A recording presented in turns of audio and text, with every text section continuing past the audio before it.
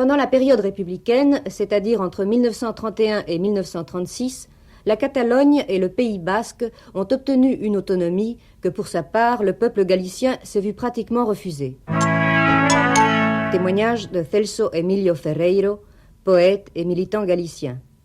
Si o goberno da República, feita por abogados legalistas, centralistas e nada revolucionarios, en vez de dedicarse a poñerlle obstáculos ao cumprimento da autonomía de Galicia, cuyo plebiscito foi favorablemente votado por o 75% da población galega, se houbera dedicado, por o contrario, a aplicar esa autonomía de inmediato, pode afirmarse, repito, que a guerra civil non houbera sido posible, porque Galicia, que foi unha presa doada e fácil para os sublevados contra o poder entón constituído, non houbera sido tan doado e fácil, porque entón tería, aunque minúsculos, unos resortes de poder que impedirían o triunfo dos sublevados. Dans les premiers mois de 1939, des Espagnols par milliers fuient devant les soldats franquistes et traversent la frontière française. C'est ainsi que 350 000 personnes abandonnent leur pays.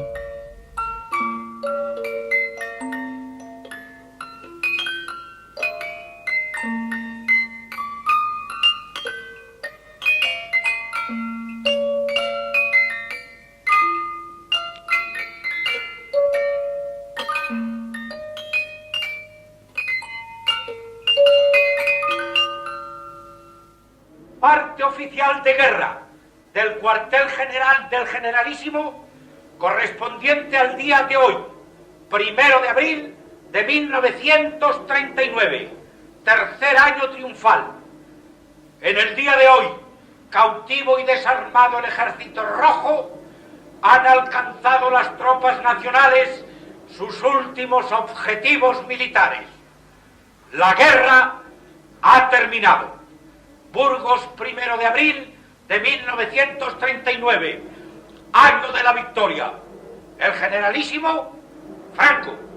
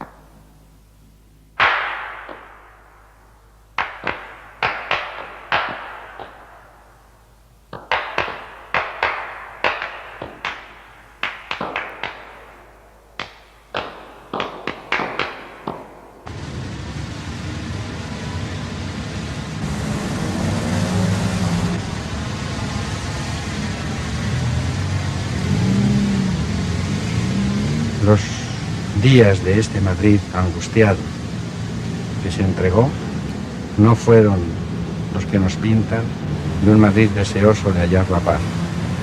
Fue al contrario, era un Madrid muy consciente de que perdía la guerra y perdiendo la guerra no ganaba ninguna paz. Ningún madrileño ignoraba que estábamos en presencia de un ejército vencedor que no se atenía a sus promesas y que exigía víctimas y cumplía con proyectos de venganza que no correspondían a las palabras de paz.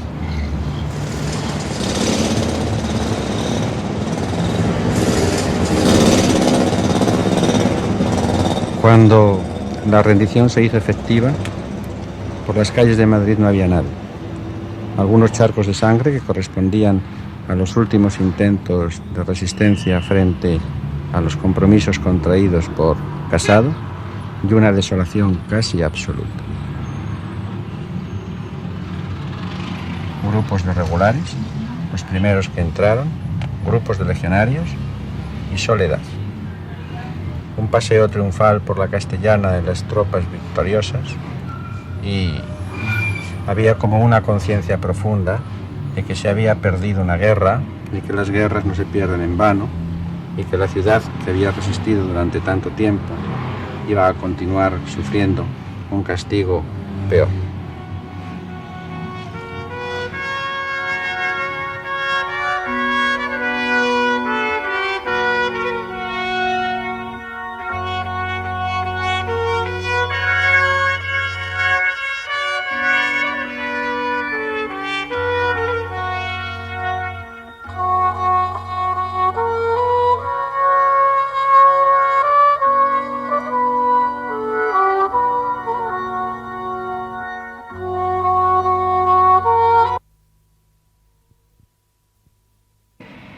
El mundo, en un mañana próximo, comprenderá la magnitud del sacrificio y entonará sus cantos de agradecimiento.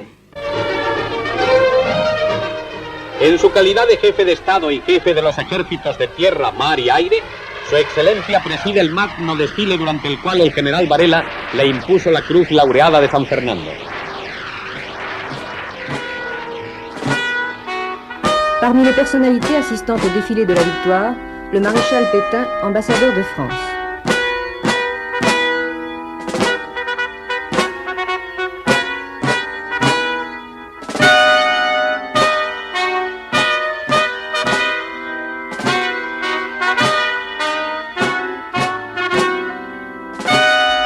Les troupes nationalistes et leurs alliés allemands et italiens, ainsi que les enrôlés marocains, défilent dans les principales villes d'Espagne. Mais en fait, qui étaient les vainqueurs? Excelentísimo señor don José Angosto Gómez Castrillón, lieutenant général de l'armée, ancien chef des opérations de l'état-major central, ancien capitaine général de Galice, ancien capitaine général des Canaries et chef des forces de terre, de mer et de l'air des Canaries et du Sahara. Diplômé d'état-major de l'armée et de la marine, diplômé d'état-major de l'armée italienne, directeur du musée de l'armée. El alzamiento no constituyó un pronunciamiento ni una militarada tipo siglo XIX, de los que sufrió tanto España desde el final de nuestra guerra a la independencia hasta la restauración de la monarquía con Alfonso XII. El ejército español, en su alzamiento, manifiesta claramente que las armas no representarían ni una clase ni a una casta, sino al país en todas sus clases sociales. Alcanzada la victoria, el ejército regresa a sus cuarteles y se dedica intensamente a mejorar y perfeccionar su preparación profesional. Révérend Père Venancio Marcos, de l'Ordre des Oblats de Marie Immaculée. Journaliste, acteur de cinéma, producteur à la radio depuis 32 ans d'un programme hebdomadaire de 30 minutes, conférencier et prédicateur dans tous les départements de l'Espagne, auteur de 15 livres sur des sujets religieux. Hay que decir que, en primer lugar, la guerra fue una guerra religiosa. Tanto es así que los papas Pío XI y Pío XII la llamaron cruzada, guerra de religión. No solo ellos, los obispos españoles, en una carta colectiva del año 37, en medio de la guerra, también la llamaron cruzada. No solo eso, sino que casi todos los obispos del mundo y los católicos del mundo que estaban informados de lo que pasaba en España, la llamaron también cruzada y guerra religiosa. Y en general se puede decir que la guerra fue ganada por los católicos.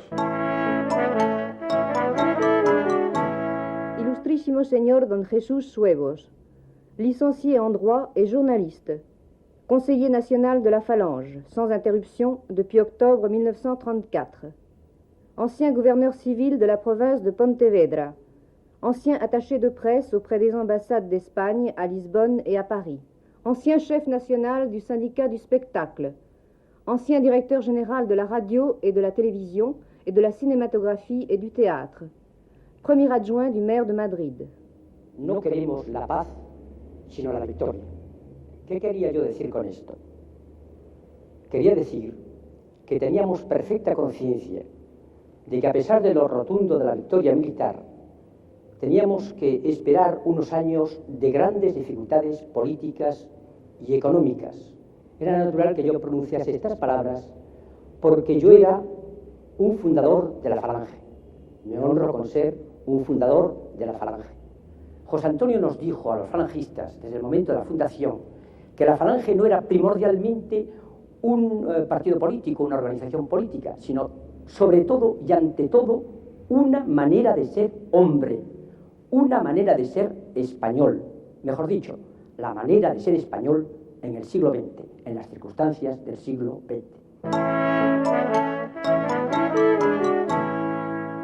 Excelentísimo señor don Lucas María Oriol Urquijo, Grand Croix du Mérite Civil, médaille de la Croisade nationale, commandeur de l'Ordre de Cisneros, commandeur de l'Ordre d'Isabelle la Catholique, médaille de la province d'Álava, membre de la confrérie des sous-lieutenants de réserve, ex-président européen de l'Association des anciens élèves des révérends pères jésuites, membre de l'Académie de jurisprudence, conseiller national du mouvement par désignation du chef de l'État, président directeur général de Valca, société de produits photographiques, vice-président des chemins de fer Talgo, administrateur, entre autres sociétés, de Hidroeléctrica Española, société anonyme, exploitant agricole et éleveur de taureaux en Extremadura.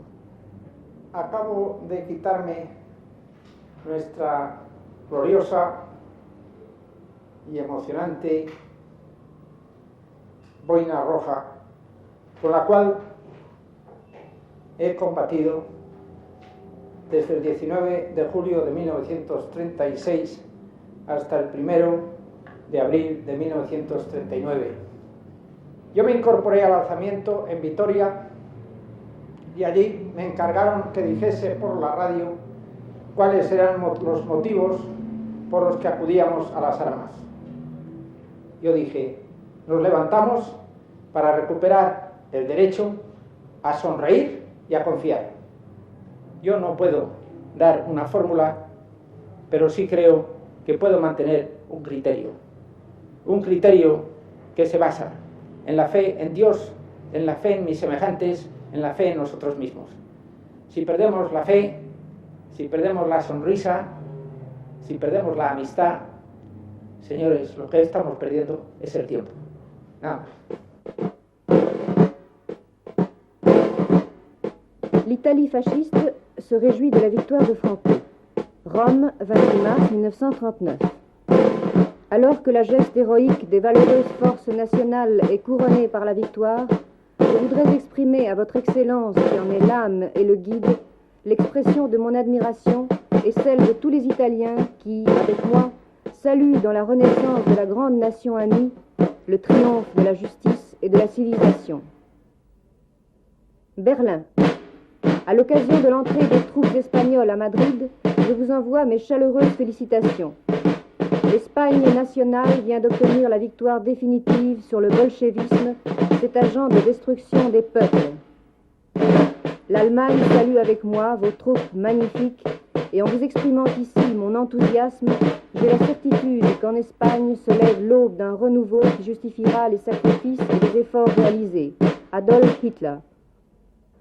C'est avec une joie immense que nous nous tournons vers vous, très chers fils de la catholique Espagne, pour vous exprimer nos félicitations paternelles en raison du don de la paix et de la victoire dont Dieu a daigné couronner l'héroïsme de votre foi et de votre charité, prouvée par tant de généreuses souffrances.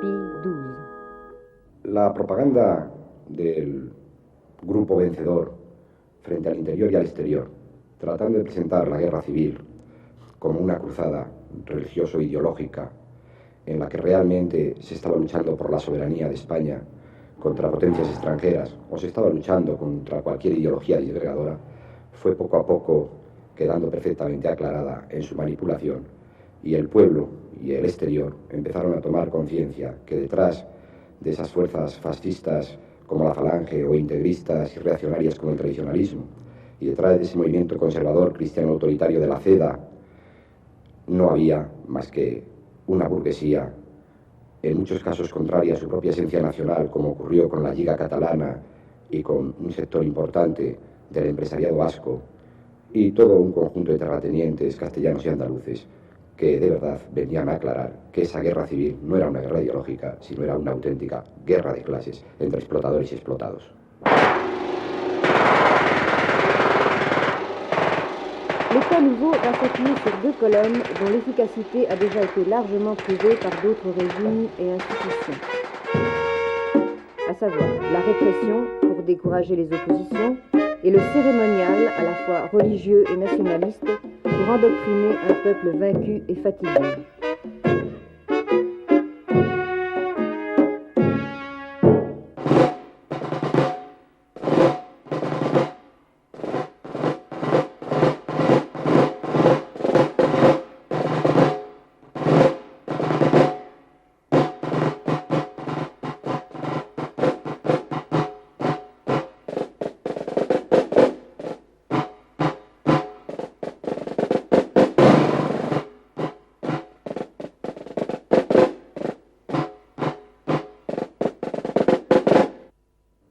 Madrid era en aquellos días, en aquellos meses, en aquellos años, contaba con un número de cárceles enormes. San Antón, Santa Engracia, El Barco, Conde de Toreno, Comendadoras, Santa Rita, Carabanchel, Yeserías, Unamuno.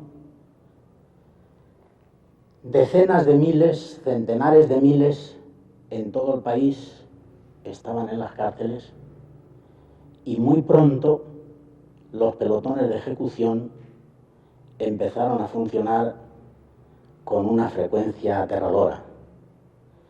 En una cárcel como la de Porlier en Madrid había normalmente unos 1000 condenados a muerte, los cuales estaban todos ellos en una nave inmensa.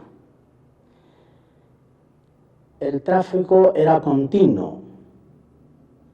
Unos salían para los pelotones de ejecución, otros salían conmutados de la pena de muerte, otros entraban condenados a la misma pena que entonces llamaban la pepa.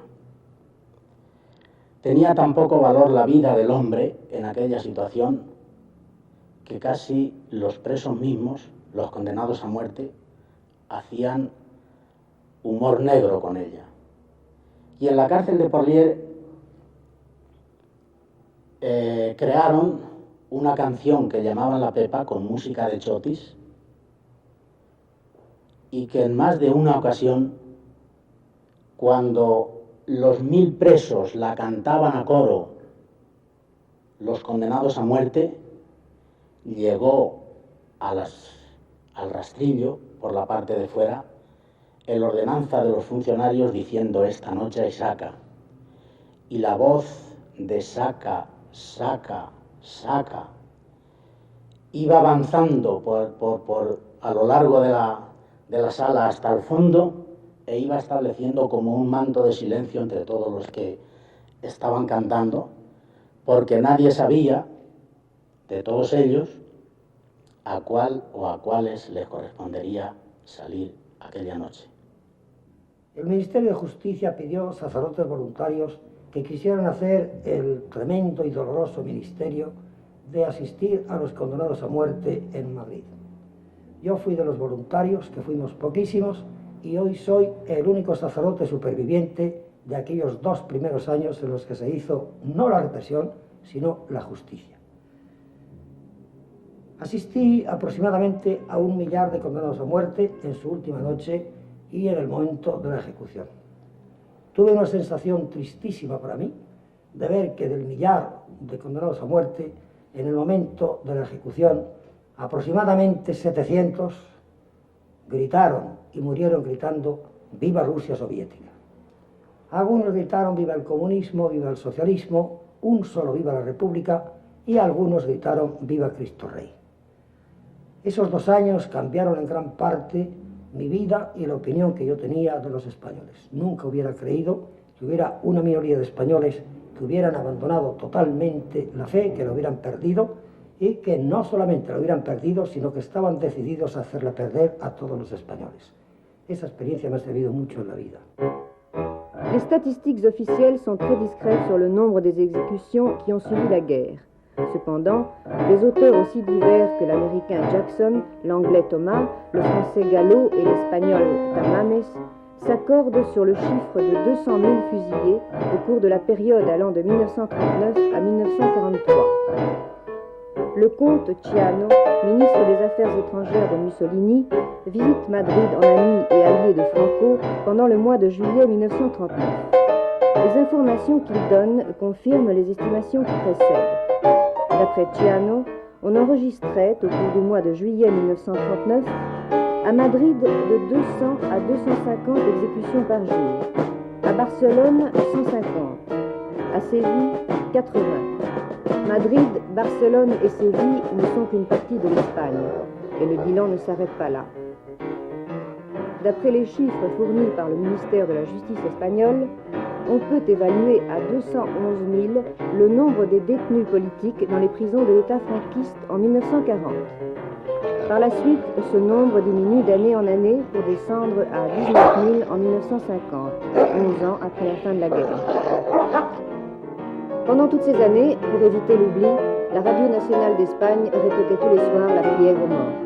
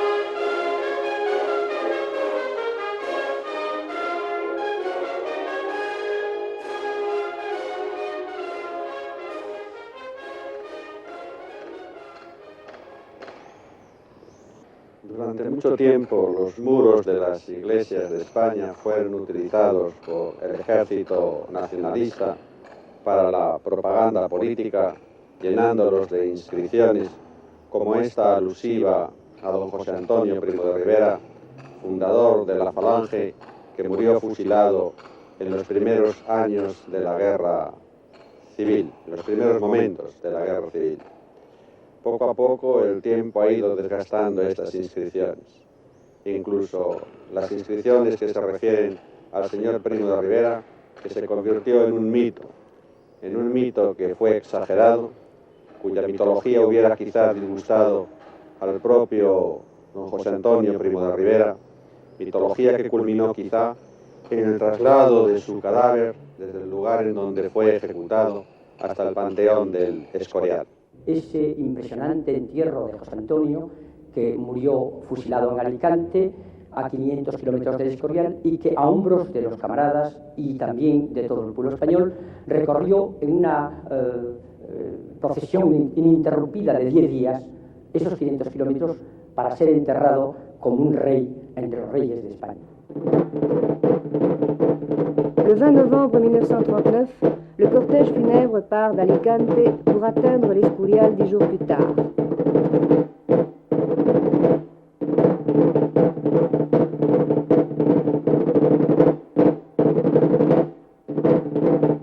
Des phalangistes représentant les 50 départements de l'Espagne ont l'honneur de porter sur leurs propres épaules pendant 480 km la dépouille de leur fondateur.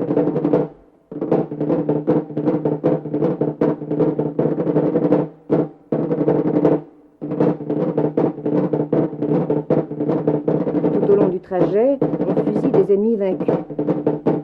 À Alicante, écrit Ferrandis Albor dans les temps modernes, dès le départ du cortège, un groupe de condamnés ont été assassinés. Et il en est de même dans chaque localité située dans le passage du cortège.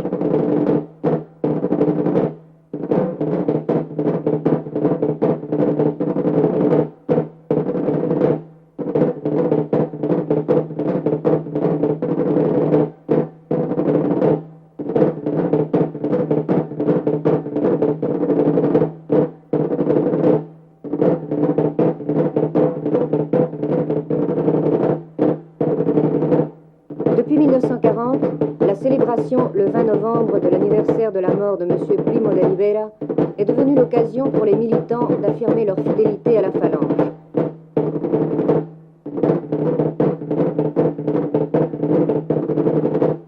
Des anciens camarades sont au rendez-vous, ainsi que le chef de l'État. Celui-ci devait décéder lui aussi un 20 novembre, 39 ans jour pour jour après la mort du fondateur de la phalange. L'agonie du caudillo avait duré plus d'un mois grâce à une curieuse performance des médecins.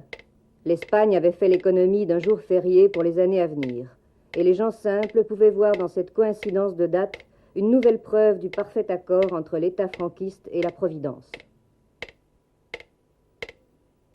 Mais le corps de José Antonio ne devait pas rester à l'Escurial.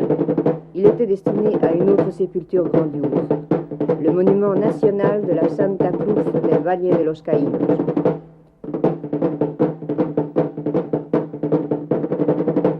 Il était normal qu'un régime obsédé par la mort, celle qui sert et celle qui l'honore, éleva un mausolée colossal et cyclopéen pour rassembler autour du fondateur de la phalange les restes de quelques 600 000 caídos tombés dans les deux camps au cours de la guerre civile. La plupart des familles, aussi bien dans le camp nationaliste que dans le camp républicain, ont décliné l'honneur de remettre leurs morts. Et cette entreprise dérisoire de réconciliation nationale s'est soldée par un échec.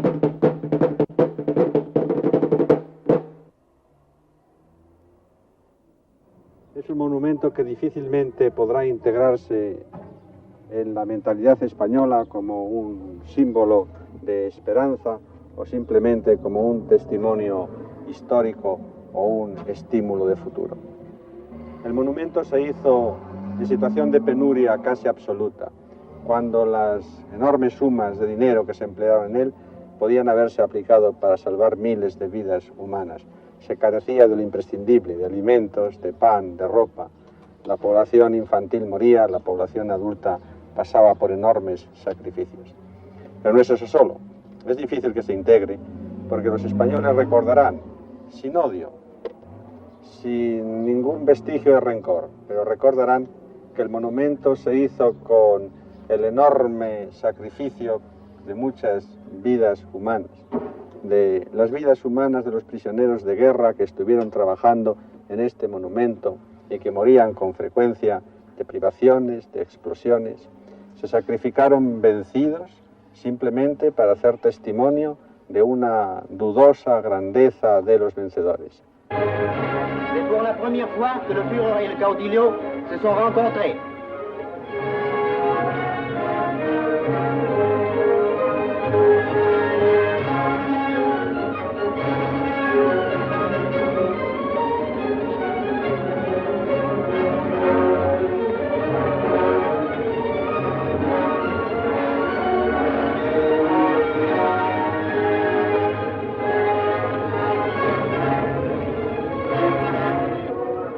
Italie. À Bordighera, au bord de la Méditerranée, le Duce a eu d'importantes conversations avec le général Franco, qui était accompagné dans son voyage par M. Serrano Suñer, ministre des Affaires étrangères d'Espagne. La participation de l'Allemagne nazie et de l'Italie fasciste dans la victoire a pour conséquence logique l'alignement de la politique étrangère espagnole sur celle de l'Axe. Cette politique s'incarne jusqu'en septembre 1942 dans le beau-frère du caudillo, Ramón Serrano Suñer. Accueilli par une foule qui l'acclame avec sa ferveur et sa foi retrouvée, le maréchal salue du balcon de la préfecture l'arrivée du caudillo qui, accompagné de M. Serrano Suñer, ministre des Affaires étrangères et de sa suite, revient de l'entrevue qu'il a eue à Bordighera avec M. Mussolini.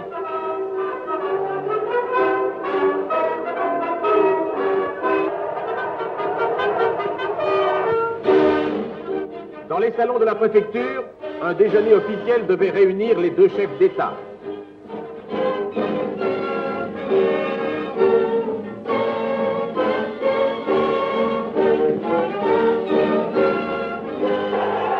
La France et l'Espagne se retrouvent confiantes et amicales. Les anciens liens se renouent. On n'oublie pas que l'Espagne accepta de servir d'intermédiaire entre la France et l'Allemagne au moment de l'armistice. Des conversations devaient suivre ce déjeuner, conversations qui marquent aujourd'hui déjà la place que reprend la France au milieu de l'Europe. Cette place, dont cette rencontre d'hommes d'État affirme l'importance, la France la doit au maréchal. Il a été le rassembleur des énergies françaises, celui qui rallie autour d'un drapeau, autour d'un visage, tous les fils d'une même nation.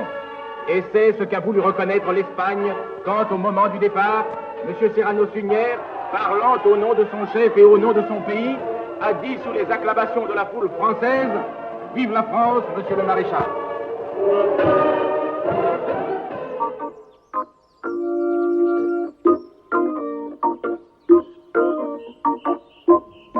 Ce fut la dernière sortie de Franco.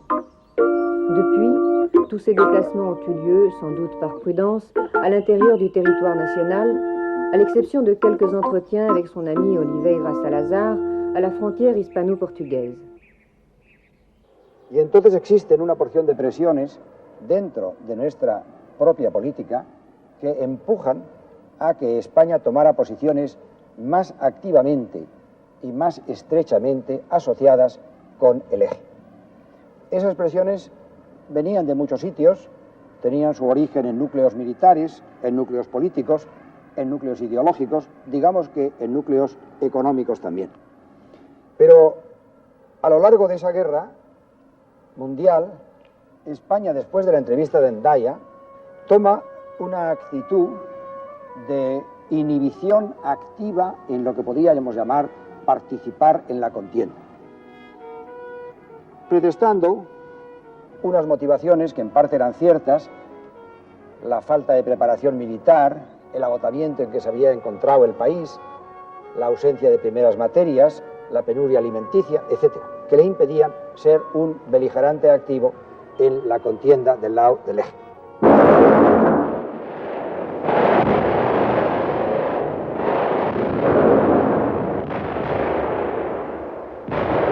Después se produce la declaración de la guerra alemana contra Rusia. Y eso es de alguna manera aprovechado por nuestra política exterior de esos años para hacer una presencia simbólica de España del lado del eje, pero limitada a luchar contra lo que se consideraba el exponente del comunismo en la forma de Estado ruso o Estado soviético. Y allí fue la División Española de Voluntarios, pero sin romper de ninguna manera los vínculos diplomáticos que España mantenía con Inglaterra y concretamente con Estados Unidos, que ya empezaba a ser cada vez más importante como pieza que había de jugar definitivamente en el tablero mundial. Sur le front de l'Est, le lieutenant-général Muñoz Grande, commandant en chef de la division bleue espagnole, arrive au quartier général allemand où il va être reçu par le Führer.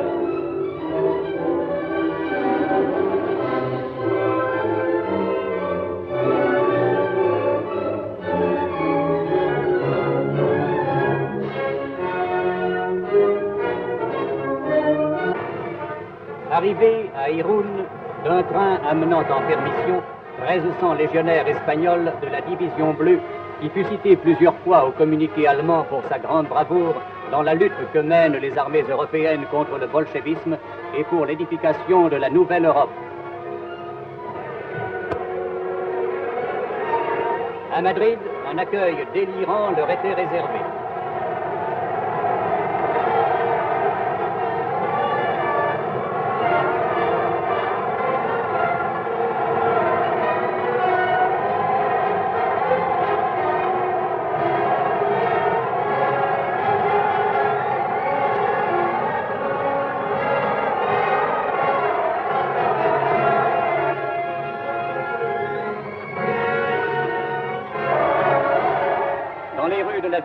Pavoisée aux couleurs sang et or de la Nouvelle-Espagne. La division bleue a recruté ses volontaires à partir du 27 juin 1941. Le 7 décembre de la même année, Franco déclare « Si un jour Berlin était en péril, ce ne serait pas une division de volontaires, mais 1 million d'hommes qu'enverrait l'Espagne pour le défendre. » Mais le 3 novembre 1943, Franco retire la division bleue du front de l'Est. En effet, les événements internationaux l'ont dépassé. L'intuition de Franco, son flair légendaire, n'est qu'un mythe. Franco a toujours changé sa politique au gré de l'événement. «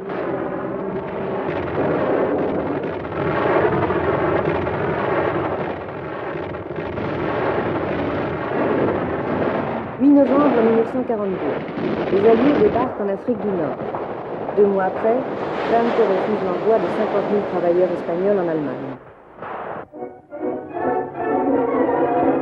10 juillet 1943, débarquement allié en Sicile.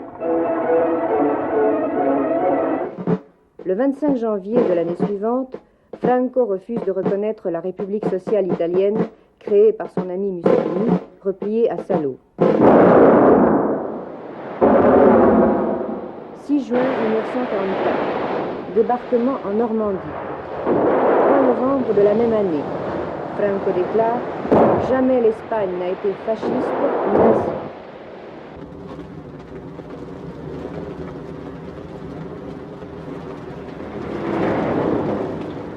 8 mai 1945, l'Allemagne capitule sans condition. Pierre Laval, président du Conseil de ministres de Pétain, se réfugie en Espagne. Mais son séjour ne dure que 3 mois.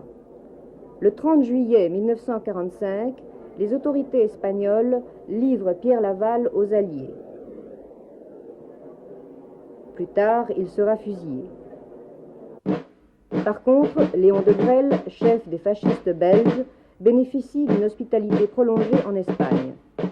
Il est vrai que la Belgique est loin, et ses colères sont moins redoutables que celles de la France récemment libérée. 11 avril 1945. Franco tire prétexte de l'attaque japonaise contre une institution catholique aux Philippines pour rompre les relations diplomatiques avec le Japon, allié de l'Allemagne. 6 août 1945. La première bombe atomique est lancée sur le Japon. Après un mois de réflexion, par décret, le salut fasciste n'est plus obligatoire en Espagne. Stalin exigió de sus compañeros y aliados el que España fuera de alguna manera sometida a una especie de lazareto internacional con ruptura de relaciones, esa petición de Stalin, que estaba formulada de una manera drástica y digamos brutal, en el sentido de pedir la desaparición del régimen, la salida del general Franco y el que España se entregara a un gobierno provisional, no fue aceptada ni por Truman ni por Attlee. En la mesa de Potsdam estaba ya presente de alguna manera la Guerra Fría. Y entonces, a partir de ese momento, la política exterior de España trató de abrirse paso contra ese veto colectivo que hizo que la mayoría de los países, por no decir la unanimidad menos 3, retiraran sus jefes de misión diplomática de Madrid. En effet, malgré la souplesse de la politique internationale de Franco, les Nations Unies refusèrent d'admettre l'Espagne dans leur sein. Le 9 février 1946, l'Assemblée générale condamne le régime franquiste. Le 13 décembre de la même année, elle vote une résolution recommandant le retrait des ambassadeurs accrédités en Espagne. Seuls restent en poste à Madrid les représentants du Vatican, du Portugal, de la Suisse et de 12 autres pays arabes et latino-américains. Le dernier régime fasciste européen paraît bien compromis. Il semble que se préparent enfin les événements décisifs qui ramèneront l'Espagne au nombre des démocraties.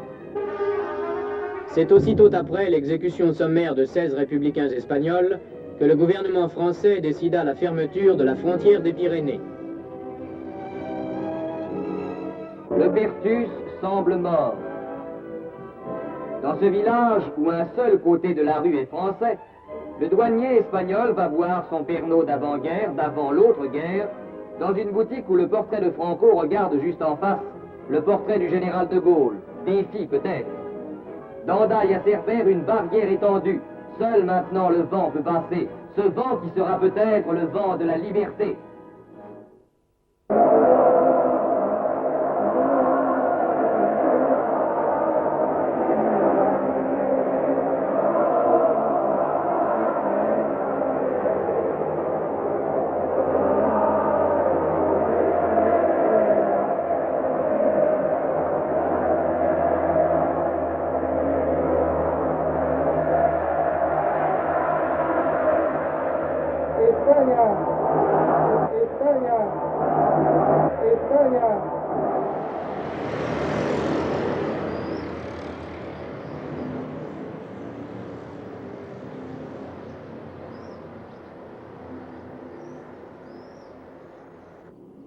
Todos los regímenes fascistas han tenido un lugar que era en cierto modo el símbolo de la identificación del dictador con la masa. Este papel ha correspondido en la historia contemporánea de España a la Plaza de Oriente en la que estamos situados. Sobre todo en los momentos de coacción exterior, cuando las potencias pretendían que el general Franco cambiase su política en el sentido de darla una orientación menos totalitaria, más adecuada a las conveniencias internacionales, el general procuraba por todos los medios hacer patente que el pueblo español estaba identificado con él. Y los aparatos de propaganda, bien dirigidos, con la experiencia europea, alemana e italiana, más la técnica americana en muchos casos, hacían un esfuerzo colosal por realizar esta identificación. Pour rassembler de telles foules, le régime, chaque fois, n'a pas lésiné sur les moyens. Employés, ouvriers, étudiants ont eu congé pour venir témoigner à Madrid de leur adhésion au régime. Les manifestants de province ont été transportés et ont eu droit à des distributions de nourriture gratuite. Policiers et militaires ont été mobilisés en civil. Il est pourtant indéniable qu'un travail psychologique efficace a été réalisé grâce à un effort de propagande parfaitement mis au point. L'exaltation notamment du nationalisme s'est avérée une fois de plus payante.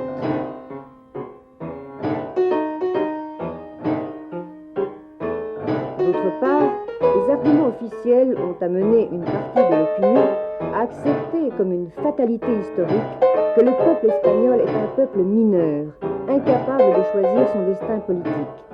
Il devra donc définitivement se soumettre à un père sévère qui l'empêchera de courir à sa perte.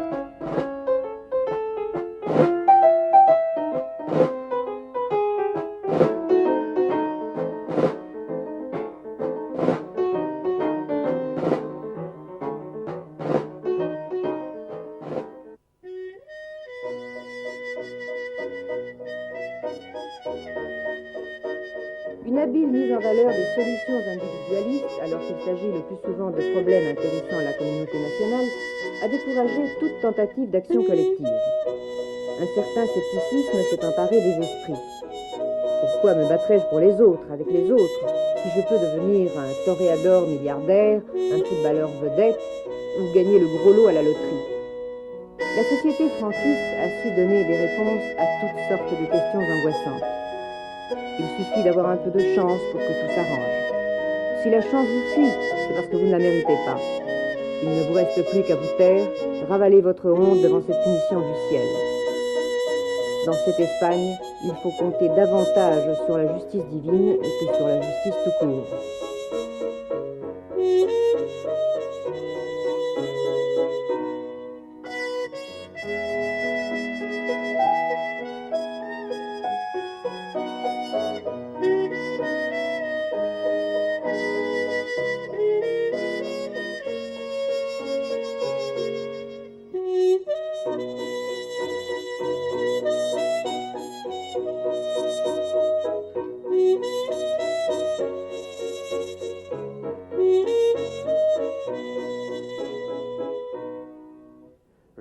importante es saber y pensar que lo que suceda no tendrá más remedio que contar con esa conciencia que ha creado la Falange en los españoles.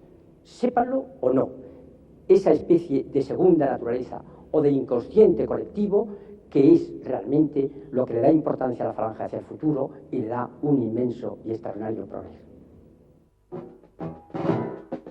En juin 1947, la visite d'Eva Perón donne lieu à l'un de ces spectacles à grande mise en scène qui ont ponctué la vie politique espagnole chaque fois que Franco a eu besoin de sensibiliser l'opinion publique en sa faveur. L'Espagne, du fait de son régime, est isolée.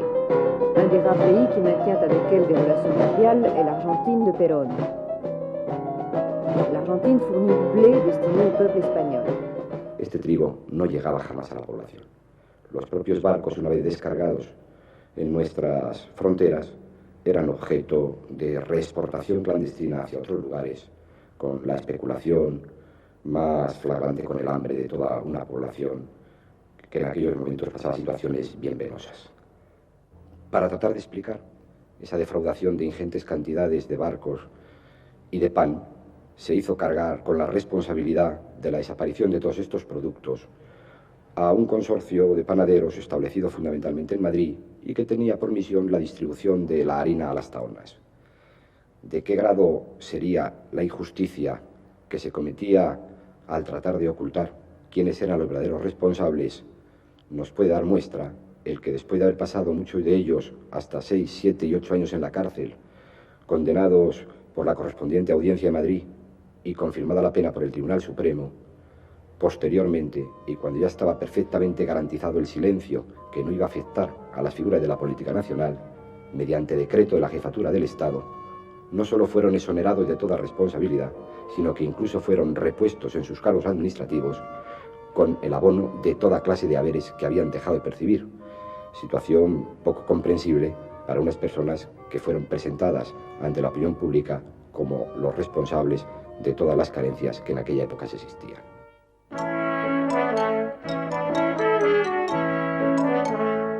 Une des rares occasions où le gouvernement n'a pas pu empêcher la corruption d'éclater au grand jour, c'est lors de la fameuse affaire Matesa en 1969.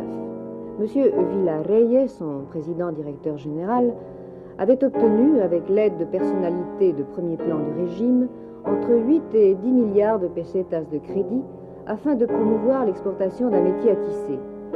Les milliards sont détournés, monsieur Villarreyes condamné, mais une grande partie de la vérité sur cette affaire demeure occultée.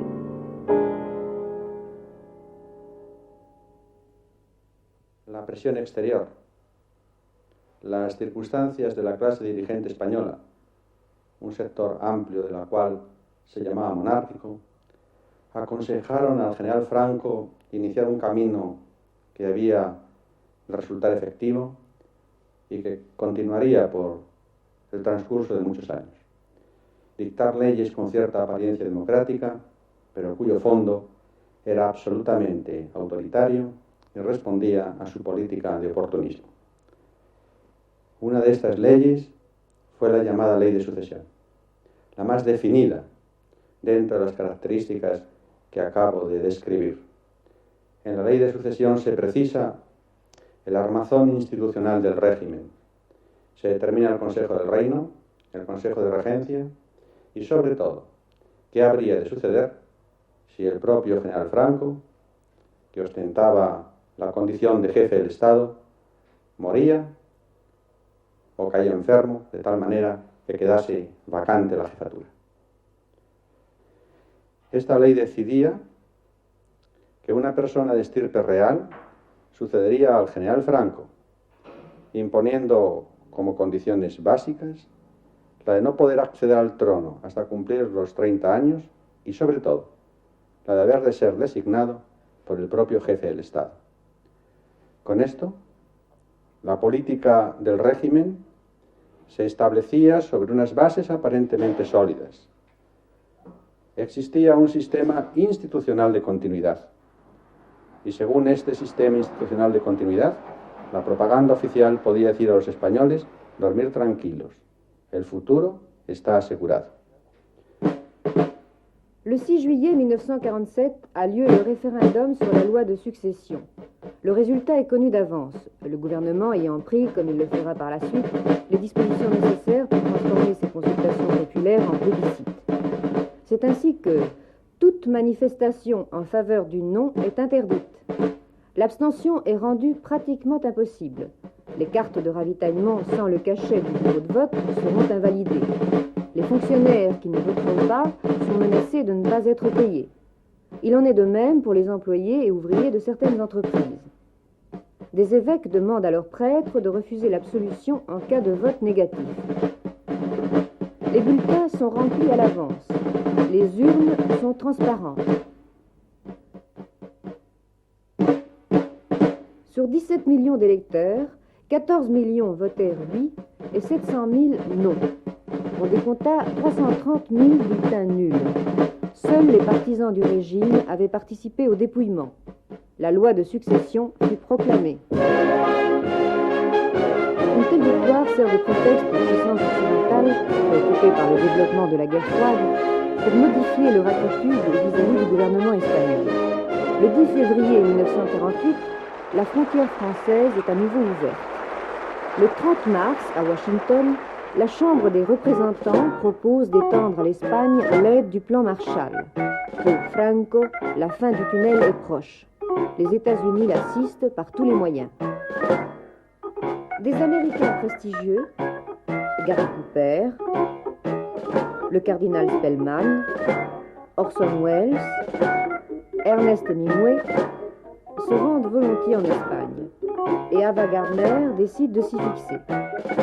Ils montrent ainsi, en toute innocence, au reste du monde, que le régime espagnol n'est pas si mal que ça. L'escadre américaine, à son tour, visite les Baléares en 1950. Les marins américains, peu rancuniers, ont oublié le télégramme adressé par Franco le 8 novembre 1941 à l'empereur du Japon pour le féliciter d'avoir fait envoyer par le fond les plus beaux de leurs navires à Pearl Harbor. Le 26 juin 1950 éclate le conflit de Corée. Le 4 novembre, les Nations Unies annulent leur résolution contre l'Espagne et dès le mois de mars 1951, les ambassadeurs occidentaux retournent à Madrid. Franco n'a-t-il pas amplement prouvé qu'il était un défenseur exemplaire du monde libre ?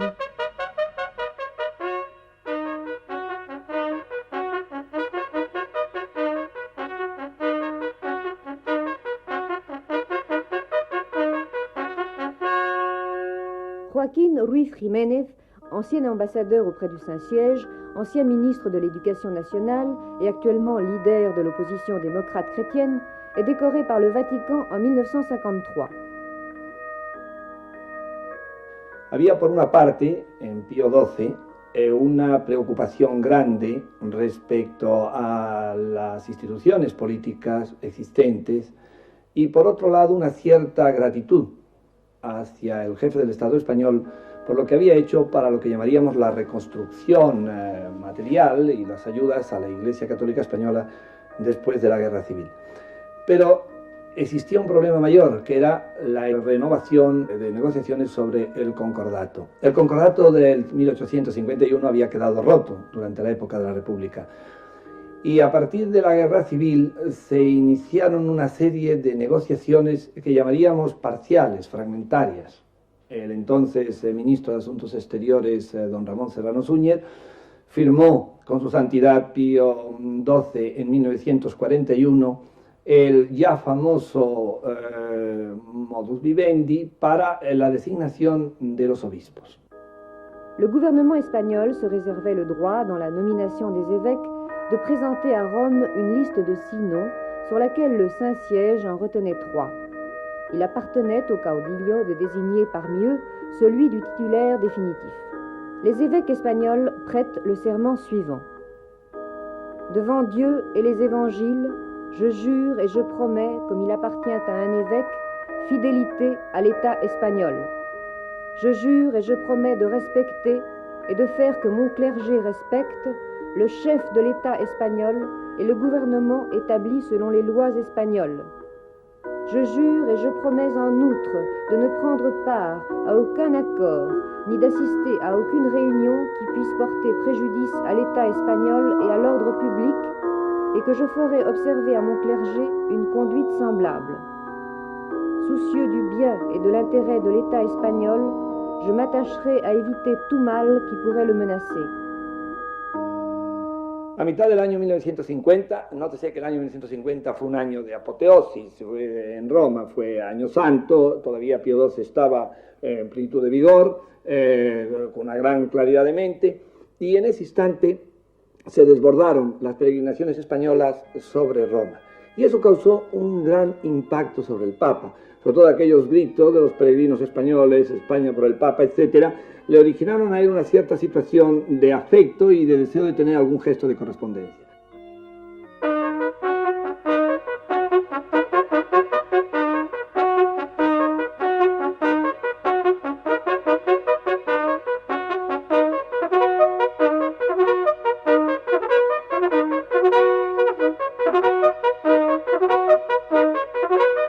Lo cierto es que a mitad del año 1950 yo ya vi que era posible formalizar una negociación concordataria.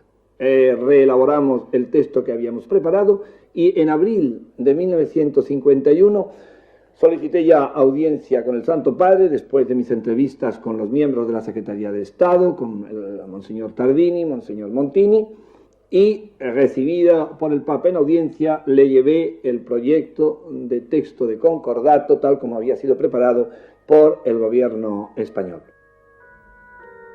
Il fallut cependant attendre le 27 août 1953 pour qu'un nouveau concordat fût signé. L'Église obtenait de multiples privilèges, financiers, fiscaux et juridictionnels.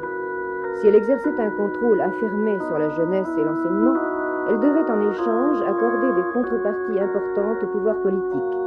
Notamment, les règles de désignation des évêques sont toujours en vigueur. Y entonces en 1953-54 tiene lugar esa gran negociación que da lugar al primer acuerdo de bases entre España y Estados Unidos. Y yo fui el embajador designado para ir a Washington. Y allí durante 6 años, la etapa de la administración de Eisenhower en su mayor parte, fui el encargado de sacar a esa serie de acuerdos hispano-norteamericanos, cuyo fundamento era el arriendo de las bases militares, el mayor número de ventajas políticas, pero sobre todo económicas, para mi país.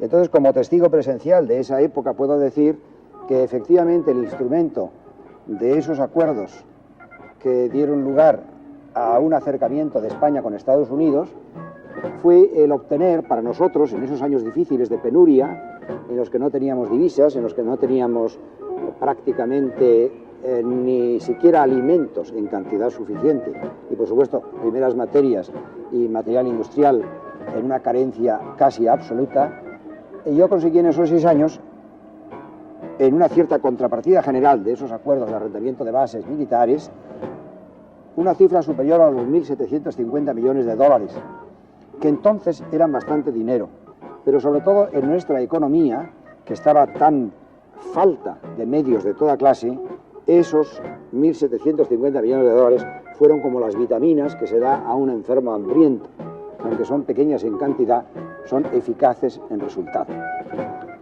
Después yo creo que a partir de ese momento se produjo la normalización general de España con el Occidente, que siguió el camino que había seguido Washington.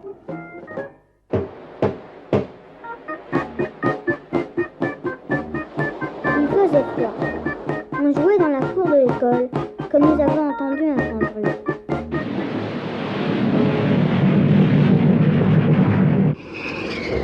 Après, le maître nous a dit que 2 avions de ceux qui conduisent les soldats américains se sont couchés, alors qu'ils se trouvaient tous les 2 très haut dans le ciel. Un des 2 portait des bombes de celles qu'on dit atomiques.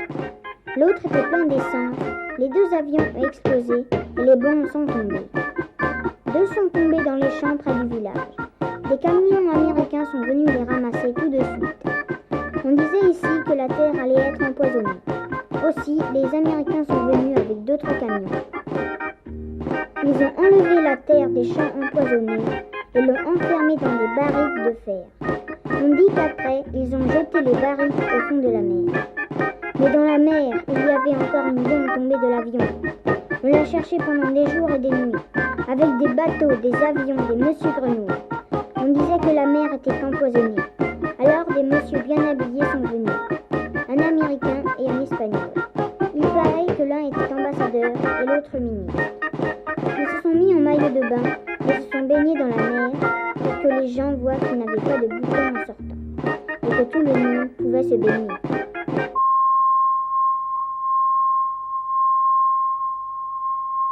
Il y avait plein de photographes et dans les journaux, on a mis que tout le monde pouvait venir en vacances tranquilles. Et la bombe perdue était toujours au fond de la mer, prête à exploser. Enfin, un pêcheur de chez nous a fini par l'apercevoir sur le sable dans l'eau. Elle n'avait pas éclaté. Les Américains ont sorti la bombe de l'eau avec beaucoup de précautions. Ici, tout le monde a été soulagé parce qu'on a eu très peur pendant ces 3 mois où on a cherché la bombe dans la mer. Le pêcheur qui l'avait trouvé a été invité au palais de Madrid par le monsieur qui était venu se baigner dans la mer. Les Américains, après avoir retrouvé la bombache perdue, sont rentrés heureux aux États-Unis, mais ils n'ont pas oublié le pêcheur espagnol qui le premier repéra la bombe au large de Palomares. L'ambassadeur des États-Unis en Espagne a payé le voyage Palomares-Madrid à Francisco Simo Orts, qui maintenant est titulaire d'un diplôme et d'une médaille américaine, ainsi que de plusieurs centaines de dollars. Ici, on disait que c'était pas beaucoup pour quelqu'un de chez nous qui avait sauvé la vie de tant de gens. Mais enfin, tout le monde était soulagé. Et à la ville, il y a eu un grand bal, de bienfaisance comme on dit, avec des messieurs bien habillés et des belles princesses. Il y avait l'empereur de Monaco et la reine des États-Unis. Le pêcheur n'y était pas, c'est dommage. Maintenant, au village, on ne croit plus au Père Noël.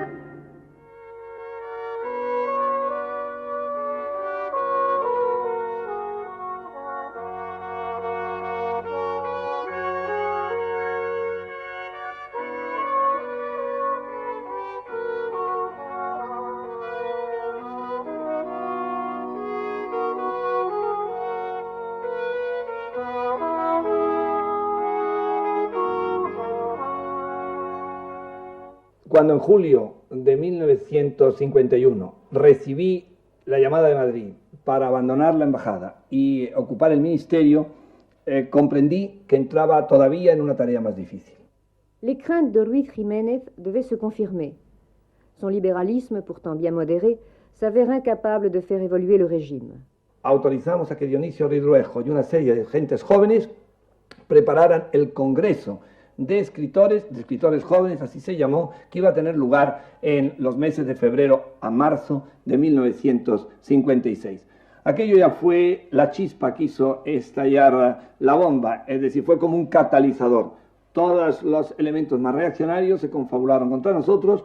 Hubo la mala suerte de un incidente en la calle en que un muchacho del Frente de Juventudes pues fue herido. Se acusó de esto a los universitarios. Hubo un intento de invasión de la universidad, de la Facultad de Derecho especialmente. Yo me opuse, nos opusimos el rector, mi director general de enseñanza universitaria, yo mismo, a que entrara la fuerza pública en la universidad, y aquello motivó la crisis de febrero de 1956 y mi salida del gobierno. La represión fue brutal. Las detenciones de los estudiantes en algunos momentos llegaron a suponer una concentración de más de 350 estudiantes en la Dirección General de Seguridad y en los juzgados de guardia. En aquella época no existía el hábil juego represivo que se creó después con la Ley de Orden Público, pero pese a ello se produjeron numerosas condenas y tanto estudiantes como un cierto elenco del profesorado bastante destacado fueron a dar con sus huesos en las prisiones, siendo en aquella época tan constante como hasta en esta fecha la tortura, aunque realmente no había los mecanismos que hay hoy para denunciarla o para combatirla. Me encuentro otra vez aquí en la Universidad de Salamanca. Vuelvo ahora, después de años de salir expulsado de la universidad por mis ideas liberales, democráticas y, por qué no decirlo todo, también por mis ideas socialistas. Bien es cierto que mientras estuve en la Universidad de Salamanca mi seminario, mis alumnos, las publicaciones, fueron un modelo de objetividad científica y en ningún caso lo utilizamos para hacer propaganda a costa de la propia universidad de ideas parciales, de ideas de partido. Estuvimos exponiendo las ideas de la libertad en general, de la libertad cívica, del Estado de Derecho, de lo que debía ser España realmente construida sobre supuestos de libertad, de garantía, la España de Europa. Y por defender la España de Europa, por fundar aquí una sociedad europeísta, por intentar que España saliese de la rigidez totalitaria, fui expulsado de la universidad en compañía de otros profesores que no eran de esta, que eran de Madrid, de García Calvo, de Aranguren. Algunos se adhirieron y salieron con nosotros, como en el caso de Valverde o de Federico Gaeta. El tiempo pasado ha sido un tiempo fructífero. La expulsión fue fructífera. La propia persecución es fructífera. Qué cierto es ese lugar común que dice que el camino de la libertad pasa sobre víctimas. En esta Universidad de Salamanca, 18 años después de que el general Millán Astray gritase "muera la inteligencia" con motivo de una conferencia de don Miguel de Unamuno, su compañero de armas, entonces jefe del Estado español, Francisco Franco, fue investido doctor honoris causa, aquí mismo, en la Universidad de Salamanca. Se trató de una investidura política, es cierto, pero aún dentro de este marco hay que admitir que fue una imposición estatal. Cuando se discutió en la Junta de la Facultad de Derecho si se investiga o no al entonces jefe del Estado, hubo votos en contra. Un hecho sorprendente en sí mismo y que indica el clima de disgusto que en el seno de la facultad y de la universidad había. Yo no he tenido ocasión de ir a la universidad, o mejor dicho, he tenido una universidad especial, que ha sido la prisión de Burgos, donde he pasado los mejores años de mi vida. Yo soy hijo de unos campesinos sin tierra, de un pueblecito pequeño de la provincia de Salamanca. Y primero porque mi origen social en aquellos años no me hubieran podido permitir el lujo de asistir a una universidad, y después porque fui detenido cuando mi juventud nacía a los 17 años de edad al fin de la Guerra Civil. Yo conseguí salir en libertad en 1962, después de haber pasado 23 años consecutivos de cautiverio, y yo creo que entonces comenzaron mis verdaderos problemas. Como yo recorro constantemente el mundo llevando este testimonio de mis compañeros encarcelados, las gentes con frecuencia me preguntan: ¿qué ha sido lo más duro para usted? Los largos años de prisión, la tortura cuyas marcas llevo en el rostro y las llevaré ya para siempre, los años que estuvo condenado a muerte, y yo le respondo con lo más sorprendente: lo más duro para mí ha sido la libertad. Y en efecto, yo después de 23 años de cárcel, 23 años tiene 9.000 días y 9.000 noches, yo estaba acostumbrado a vivir en la cárcel, era como una piedra más de aquella prisión. Lo que no estaba facultado era para vivir como un hombre libre. Y por eso, cuando comenzaron mis verdaderos problemas, fue cuando se cerraron detrás de mí las puertas de la prisión. Me encontré en un mundo inhóspito, desamparado, como si me hubieran parachutado en un planeta extraño, y tuve que comenzar a vivir a los 40 años de edad. Es decir, yo he nacido a los 40 años, y eso es tremendo, aunque sea también hermoso. Así pues, consciente de mi responsabilidad ante Dios y ante la historia, y valorando con toda objetividad las condiciones que concurren en la persona del príncipe don Juan Carlos de Borbón y Borbón, que perteneciendo a la dinastía que reinó en España durante varios siglos, ha dado claras muestras de lealtad a los principios e instituciones del régimen, se halla estrechamente vinculado a los ejércitos de tierra, mar y aire, en los cuales forjó su carácter, y al correr de los últimos 20 años ha sido perfectamente preparada para la alta misión a que podía ser llamado, y por otra parte, al reunir las condiciones que determina el artículo 11 de la Ley de Sucesión entre la Jefatura del Estado, he decidido proponerle a la patria como mi sucesor. Sí, juro lealtad al jefe del Estado y fidelidad a los principios del movimiento nacional y demás leyes fundamentales del reino. Si así lo hicierais, que Dios os lo premie, y si no, os lo demanda. A continuación, el príncipe don Juan Carlos dijo: Señores ministros, señores procuradores, plenamente consciente de la responsabilidad que asumo, acabo de jurar como sucesor a título de rey lealtad a su excelencia al jefe del Estado y fidelidad a los principios del movimiento nacional y leyes fundamentales del reino. Quiero expresar en primer lugar que recibo de su excelencia al jefe del Estado y generalísimo Franco la legitimidad política surgida el 18 de julio de 1936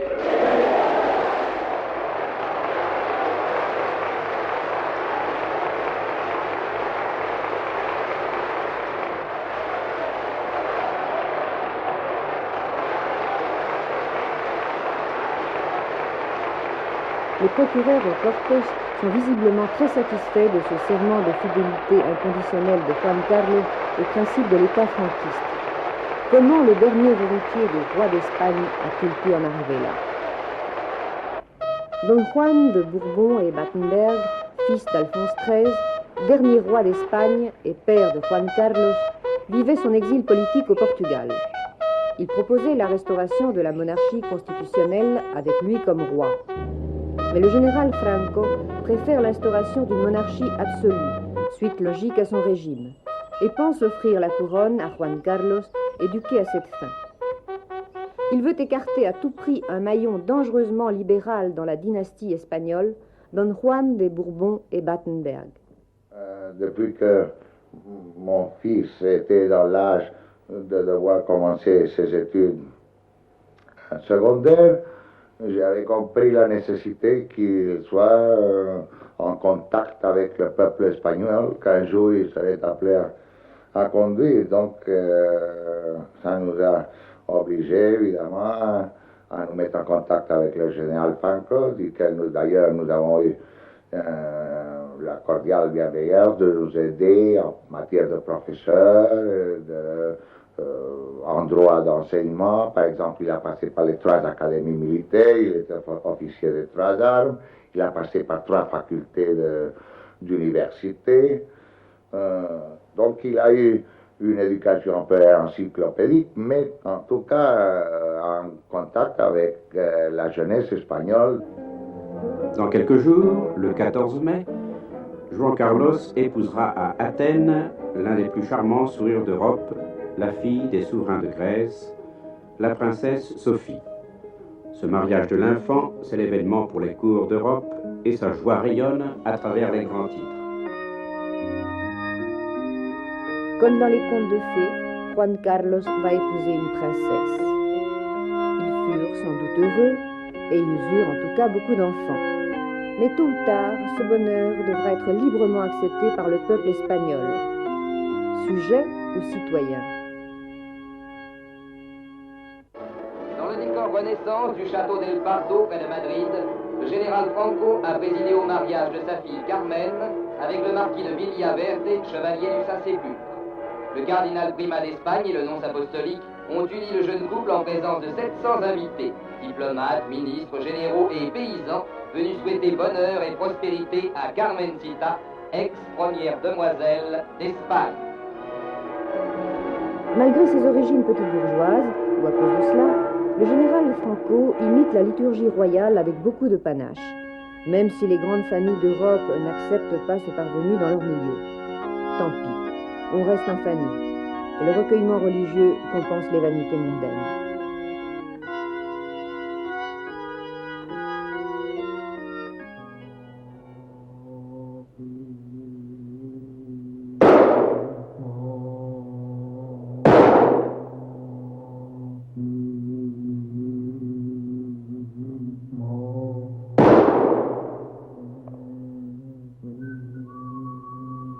Jamais ces occupations d'hommes d'État n'ont empêché le caudillo de se livrer aux joies simples de la chasse et de la pêche. Homologué premier fusil d'Espagne, il en est également le pêcheur numéro 1.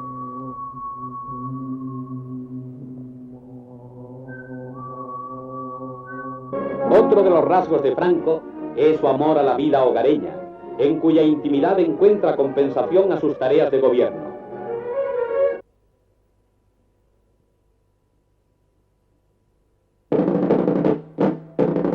Le 19 avril 1963, Julián Grimao, membre du comité central du Parti communiste espagnol, est condamné à mort pour des faits remontant à la guerre civile 25 ans plus tôt. L'émotion est intense à travers le monde et des protestations affluent de partout. Mais Franco demeure insensible même aux interventions des plus grands. À Paris, la police ne tolère pas le désordre et malgré ses traditions républicaines, réprime avec zèle les manifestants.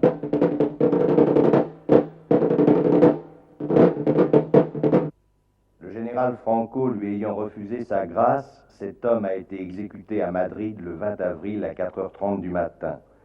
Il avait été condamné à mort la veille pour des actes remontant à 27 ans qu'aucun témoin de la guerre civile ne vint confirmer. Son procès dura en tout 4 heures. Cet homme s'appelait Julien Grimao. Voici Madame Grimao, sa femme. Vous n'aviez pas vu votre mari depuis son retour en Espagne? Non, je ne l'avais pas revu et lors de son arrestation, vous comprenez, je l'ai appris par les journaux déjà, la façon tragique, donc alors ça a été vraiment des moments, c'était très pénible, c'est pas une arrestation normale, vous comprenez. Ils l'ont absolument torturé, ils l'ont défenestré. Et même lors du jugement, c'était pas une personne qui était en état d'être jugée, vous comprenez, toutes les personnes qui ont assisté ont pu le dire. C'est quelque chose enfin de monstrueux, ça ne se conçoit pas. Quand votre mari est retourné en Espagne, savez-vous s'il savait ce qui lui serait reproché s'il était arrêté? Vous savez, il ne m'en parlait pas de ses craintes, au contraire, il était toujours très optimiste. Lui,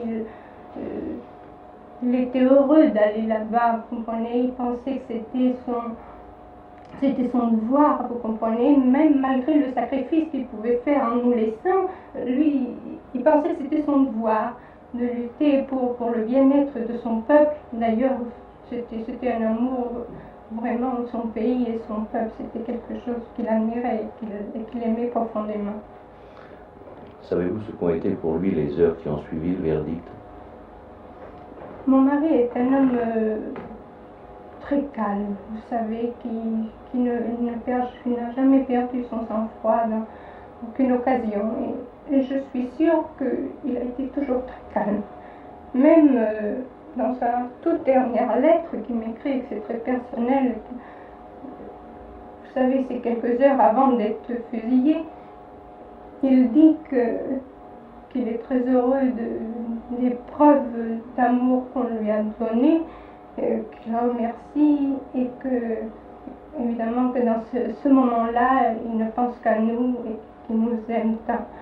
Mais c'est quelqu'un qui est absolument tranquille. Vous comprenez, je suis sûre que mon mari, il avait absolument la conscience tranquille d'avoir fait son devoir. Vous avez reçu des témoignages de sympathie du monde entier? Absolument, beaucoup de monde, là, je ne peux pas vous dire, des centaines de lettres, et avec beaucoup d'indignation dans tout, parce que ça, avec beaucoup de, comment vous dire, de tout pays, de tous les pays, et des personnes les plus diverses, vous comprenez? De toutes opinions. De toutes opinions.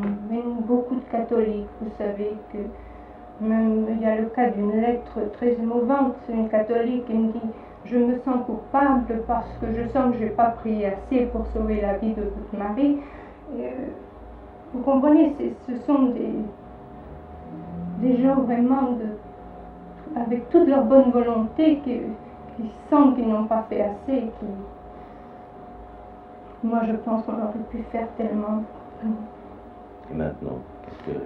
Maintenant, je sais que mon mari a exprimé le désir qu'il soit le dernier. Mais moi, avant de savoir cette expression qu'il a dite, moi aussi j'ai exprimé que vraiment, le plus profondément de mon cœur, je désire qu'il n'y ait pas d'autres femmes qui souffrent la même chose que moi. Je sais qu'il y a des milliers qui ont souffert avant moi, ça. Il y a des milliers d'Espagnols qui ont souffert et des enfants et qui n'ont pas eu même autant de preuves de solidarité que moi j'ai et qui m'aident énormément. Mais Mais je voudrais vraiment que ce soit fini, que cette haine d'après-guerre soit finie, qu'on vive en paix, et que l'Espagne soit un peuple comme tous les autres, qui puisse profiter de la vie, normalement. 4 mois plus tard, le 17 août 1963, les militants anarchistes Granados Gato et Martínez Delgado sont exécutés au garrot. La pregunta sigue estando en pie como un enigma, pero no es un enigma histórico, es un enigma exclusivamente psicológico. El error político, el error histórico, el error moral se debían simplemente a la extraña mentalidad y psicología del dictador. Le mois suivant, le 26 septembre, les États-Unis renouvellent leurs accords militaires avec l'Espagne. Au cours de la saison 1964, à Madrid, le public pouvait choisir entre 2 films, 2 visions de la même Espagne. Franco, cet homme de José Luis Sáenz de Heredia et Le bourreau de Luis Berlanga.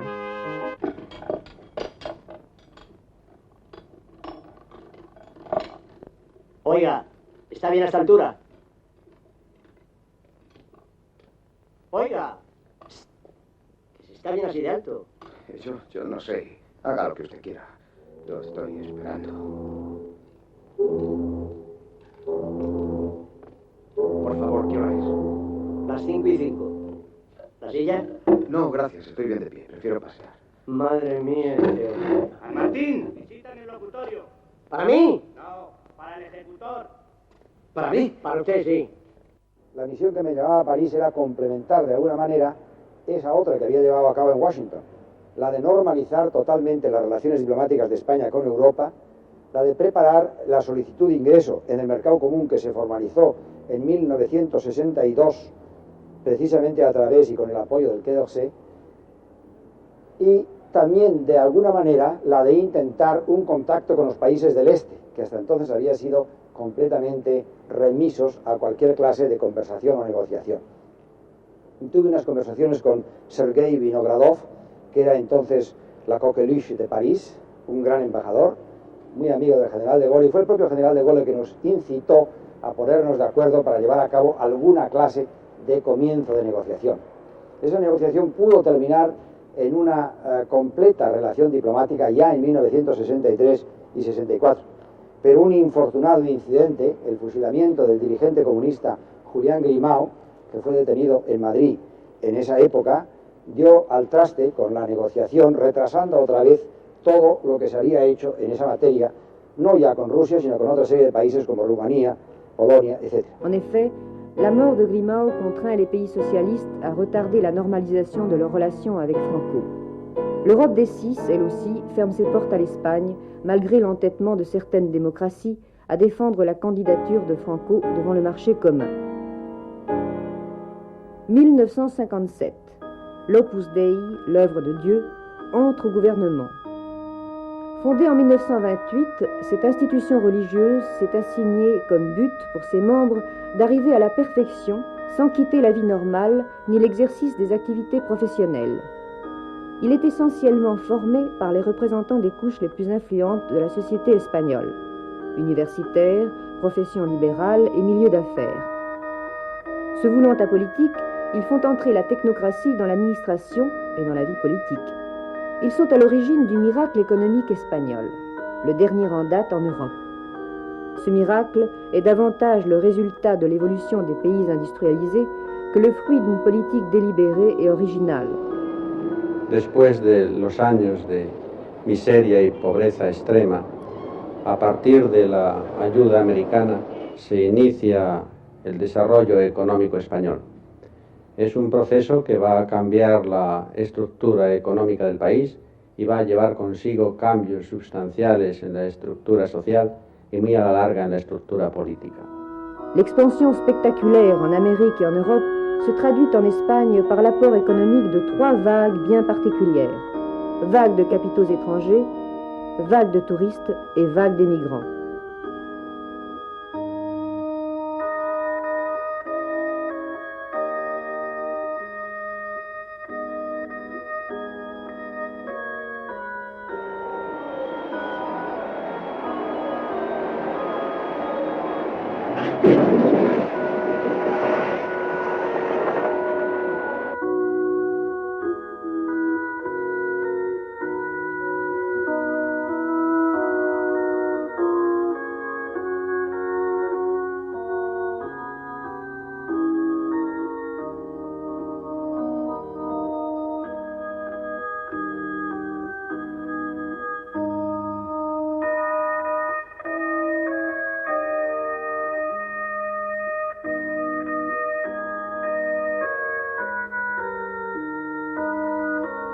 l'afflux des investissements étrangers dans l'industrie espagnole est difficile à chiffrer.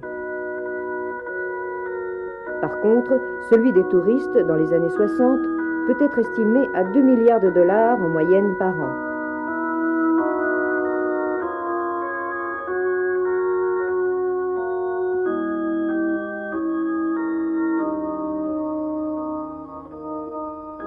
Ce n'est pas une nouveauté de voir des touristes dans les arènes espagnoles. Quelques années plus tôt, elles en reçurent d'autres, moins décontractés. Les pères, peut-être, de ceux qu'on voit maintenant, en faisant de leur mieux pour se rendre sympathiques.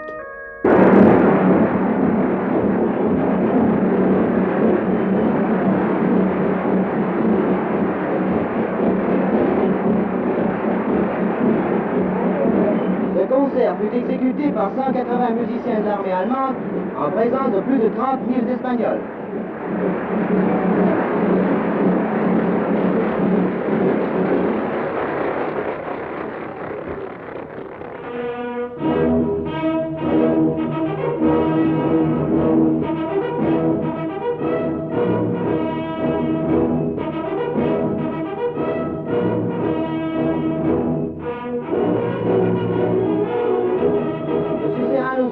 Ministre des Affaires étrangères d'Espagne.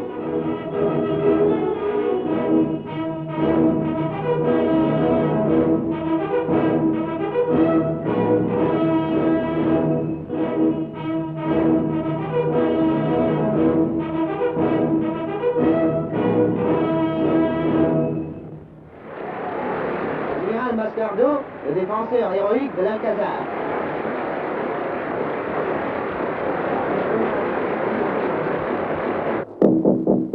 Un touriste retraité qui ne se rappelle plus les attaques dont l'abreuva autrefois la presse franquiste, le général de Gaulle.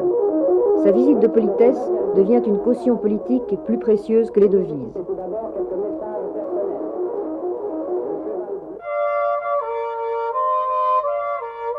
Le besoin accru de main-d'œuvre dans toute l'Europe industrielle provoque une migration massive de travailleurs espagnols, ce qui diminue d'autant les menaces de chômage en Espagne et lui procure, bon an mal an, quelques 500 millions de dollars en devises fortes.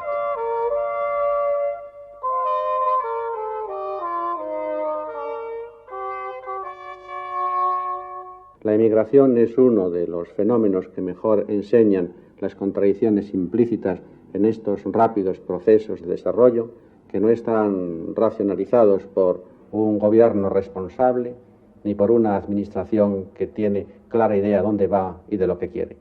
Los emigrantes españoles salían en masa y corrieron la más sombría y triste aventura, con el desconocimiento absoluto del idioma del lugar donde iban, sin preparación previa. Campesinos de Extremadura, campesinos de Galicia, campesinos de Castilla, caían en pueblos nórdicos a desempeñar el papel del subproletariado. Como emigrante tengo una visión de lo que mi trabajo, mi relación de trabajo aquí en Francia aporta a mi país.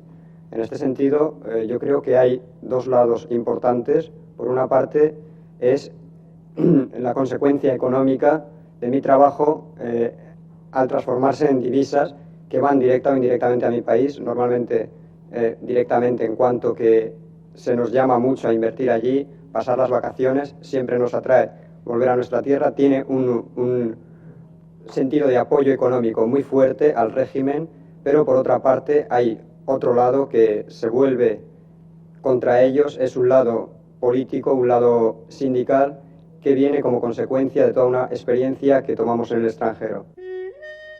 Le miracle économique a sans doute profité à l'ensemble du peuple espagnol. Cependant, certains secteurs de la société, les plus entreprenants, les plus chanceux ou peut-être les mieux placés, ont été plus miraculés que les autres. Un exemple. En 1966, Horizonte Espagnol, publié par Ruedo Ibérico, signale que la famille du chef de l'État se trouve dans une situation financière très favorable.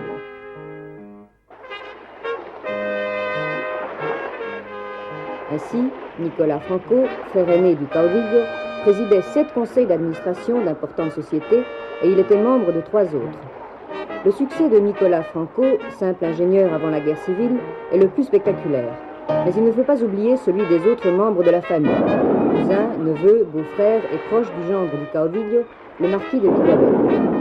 Bref, en 1966, 10 personnes de la famille occupaient 52 places dans divers conseils d'administration de sociétés fort prospères.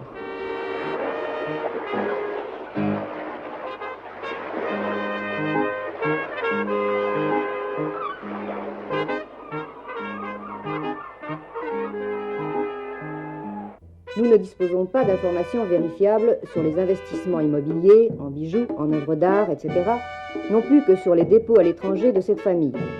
Cependant, comme il s'agit sans doute de gens prévoyants, nous pouvons supposer qu'ils ne sont pas négligeables. Pour l'instant, personne ne peut avoir la prétention d'épuiser un tel sujet. Lo que el régimen calificó muchas veces de milagro económico va a ser en realidad el arma poderosa que se va a volver contra el propio régimen. La juventud española, que va a crecer en otro clímax que el clímax de la miseria de posguerra, va a pensar desde otras categorías y esas categorías van a ser las democráticas y van a hacer de la juventud española en general el enemigo más formidable con que el régimen ha tropezado en su largo periodo de vida. El migrante joven, tenemos una serie de problemas un poco diferentes de la inmigración clásica. El problema de que hemos accedido a una cultura negada, por otra parte, a las generaciones anteriores en nuestro país. Este acceso a la cultura nos permite, de un lado, la especialización técnica correspondiente a cada uno, pero de otro lado, permite sobre todo un acceso a la información, al conocimiento de toda una serie de noticias que hasta entonces nos estaban vedadas, que provocan en nosotros una reacción para luchar contra una serie de injusticias que nos parecen lesivas, que lesionan nuestros derechos como trabajadores, como migrantes, como ciudadanos. En régime franquiste, le syndicat englobe patrons et ouvriers. C'est le principe du syndicat vertical. Son incapacité à faire prendre en considération les revendications des travailleurs a entraîné la création d'une puissante organisation clandestine, celle des commissions ouvrières. Aussi a-t-on pu voir, paradoxalement, des candidats de ces commissions se présenter aux élections des délégués au sein des syndicats officiels et, en dépit de pressions et menaces de toutes sortes, y être élus le plus régulièrement du monde. Ce qui n'empêche pas la police de traquer les nouveaux élus et la justice du régime de les considérer comme des agitateurs communistes. Il n'en demeure pas moins que par un juste retour des choses, la légalité franquiste paie cher ses velléités démocratiques. Pas autant, toutefois, que ceux qui, par nécessité, ont choisi d'y croire.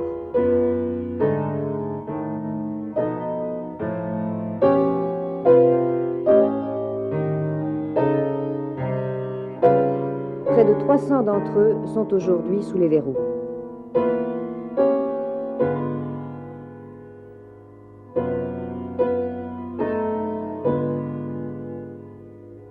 Marcelino Camacho, arrêté et libéré à plusieurs reprises, a fait plus de 8 ans de prison. À la fin de 1975, il purge encore une peine de 20 ans à Carabanchel.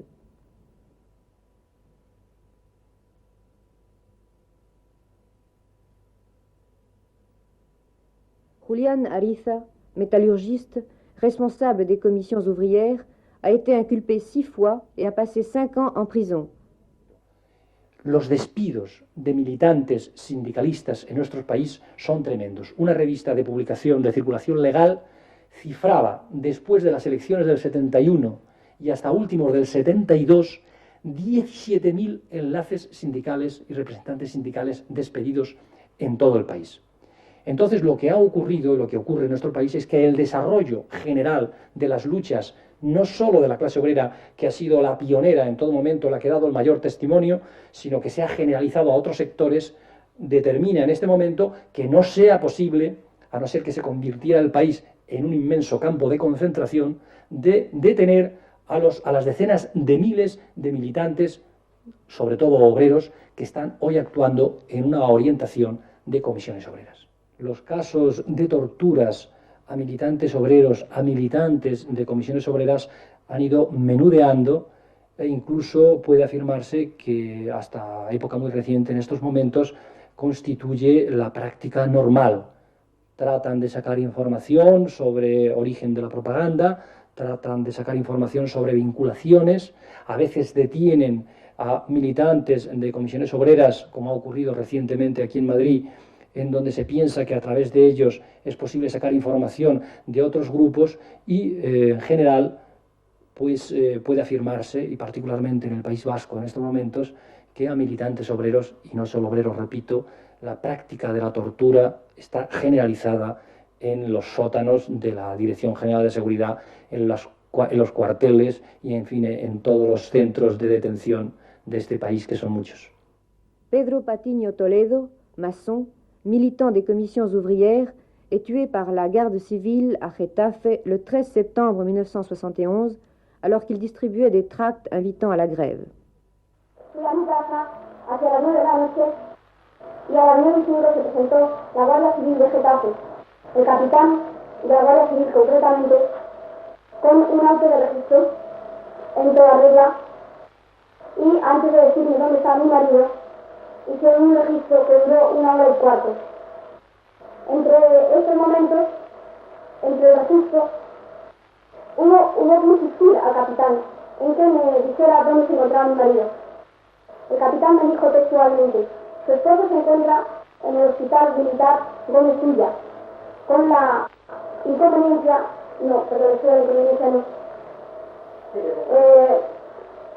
con la salvedad de que mi marido solo lo podía ver yo. Después de que el registro, terminaron el registro y no encontraron absolutamente nada que pudiera interesarles, a las 10:30 de la noche me llevaron al hospital militar Gómez Villa. Allí, después de muchos avisos, de mucho hacer esperar y de muchas llamadas telefónicas a diferentes sitios que no tenía conocimiento de dónde eran, se me llevó al depósito de cadáveres, junto con un médico que conseguimos nos permitieran entrar, porque ya no me encontraba en condiciones de entrar sola al depósito de cadáveres. Al entrar allí, vi una mesa tapada por una sábana y un cuerpo que se figuraba. Me destaparon la cabeza y vi la cara de mi marido. Tenía los ojos abiertos, la boca entreabierta, y solo se le veía el jersey en la parte del cuello, completamente manchado de sangre, junto con la camisa que era blanca y no se sabía de qué color era, puesto que tenía la sangre. Pedí que se me diera la alianza y un paisano que había a nuestro lado, con toda la característica de policía social, dijo que tenía que pedir permiso, nos mandó salir, cerraron la puerta con candado y mientras tanto a mi marido le canté la Internacional.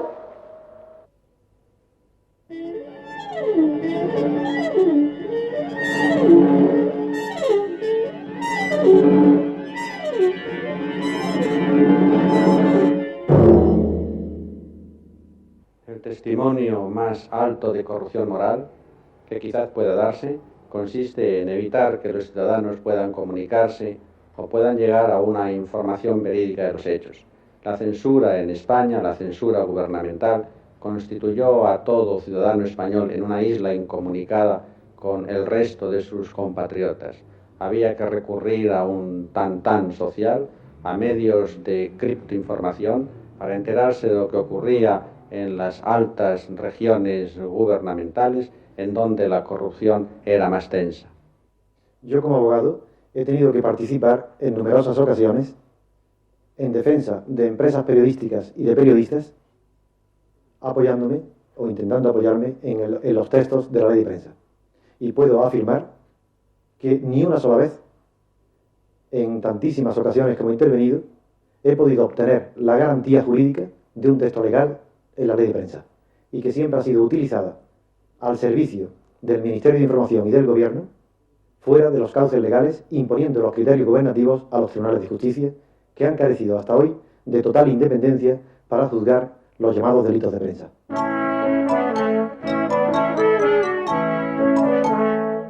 Avant la publication de la loi de presse du 18 mars 64, la censure préalable transformait pratiquement toutes les publications espagnoles en organes officiels. La nouvelle loi ouvrait l'ère libérale, du moins en théorie. Les directeurs des publications et les journalistes devenaient les seuls responsables, a posteriori, de la bonne tenue de leur travail. Un nouveau code pénal prévoyait des peines allant jusqu'à 6 ans de prison et 5 000 francs d'amende s'il diffusait des nouvelles manquant de respect aux institutions. Résultat, en un an, entre avril 1969 et avril 1970, la presse a été l'objet de 118 sanctions, allant de la simple amende à la suspension. Plus tard, des directeurs de journaux comme Villagrán et des journalistes comme Huertas Clavería sont effectivement allés en prison. Como soy de Albacete, vengo a cantarte.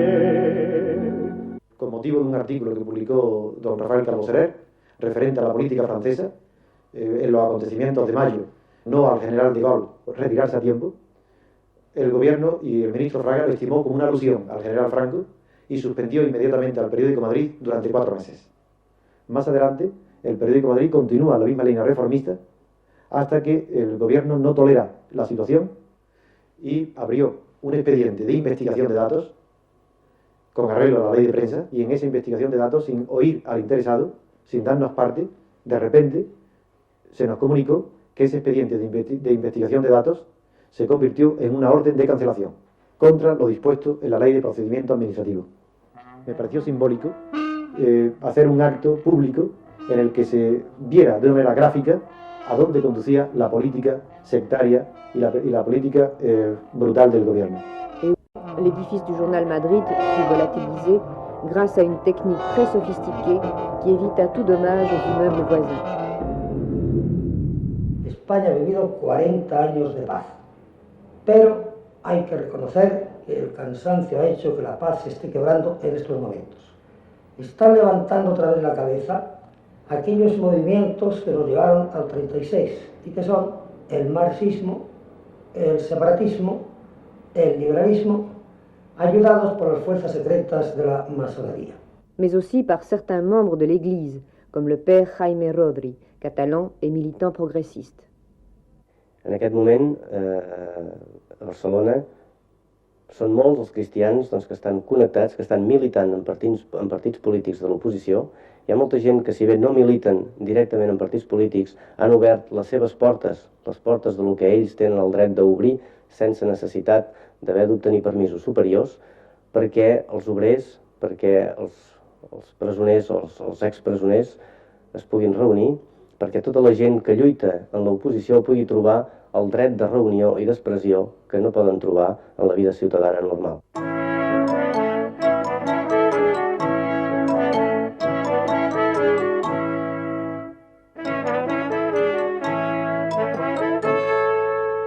Galicia, Cataluña, Vasconia y algunas otras regiones españolas que no parecen a primera vista tan nítidamente diferenciadas en el orden histórico y en el orden de la cultura, pedían su autonomía respecto de un poder central dominador. En lugar de entender el problema, la dictadura tomó como método la represión.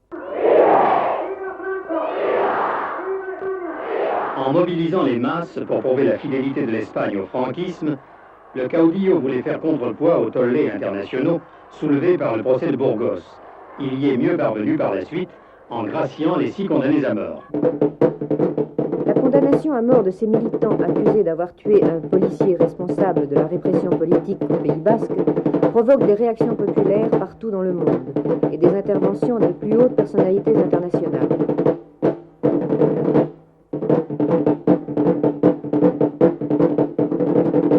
À la veille du verdict, nous avions parcouru le Pays Basque en état de siège et rendu visite aux familles de quelques-uns des 16 accusés. Écoutons la mère de l'un des condamnés à mort qui avait la veille à la prison de Burgos pu voir son fils, Mario Onendia.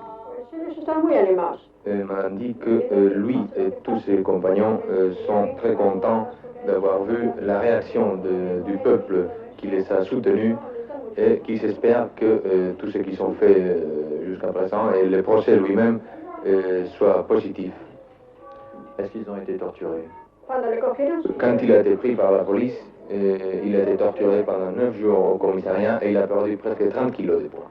L'affaire de Burgos aura fait tout de même une victime, un jeune homme tué à Ibar au cours d'une manifestation contre le procès, Roberto Pérez. Voici sa mère.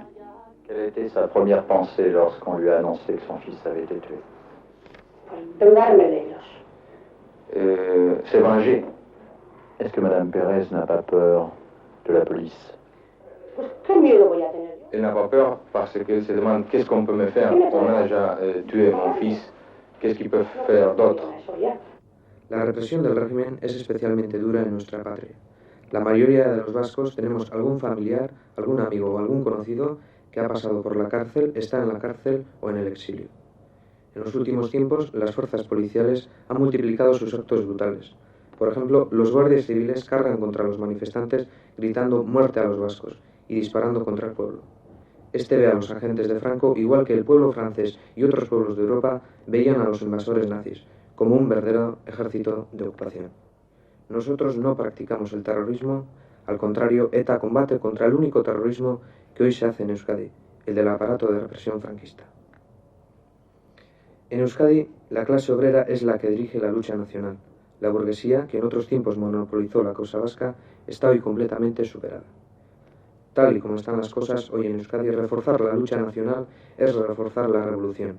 Y así como no es concebible una Euskadi libre que no sea socialista, tampoco puede cuajar en nuestro pueblo ningún proyecto revolucionario que no presente un marcado contenido nacional.